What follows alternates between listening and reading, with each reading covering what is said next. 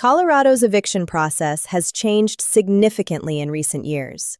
Senate Bill 23-178, which took effect in 2023, increased notice periods and added tenant protections that every Colorado landlord needs to understand. Step 1. Serve the correct notice. For non-payment of rent, Colorado now requires a 10-day notice to pay or vacate, increased from 3 days under prior law. For lease violations that can be cured, a 10-day notice to cure. For no-fault terminations, a 21-day notice for month-to-month tenancies of less than 6 months, 28 days for 6 months to a year, 91 days for tenancies of a year or more. These are minimum notice periods. Your lease can specify longer periods. Step 2.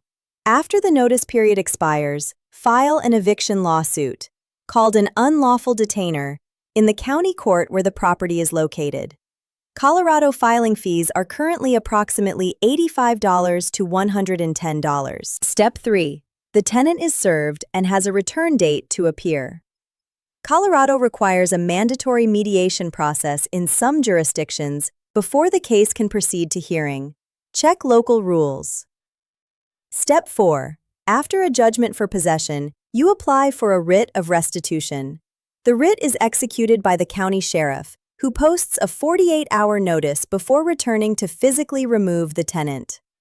Total realistic timeline: 6 to 10 weeks for an uncontested case under the new notice requirements. Contested cases run 10 to 16 weeks.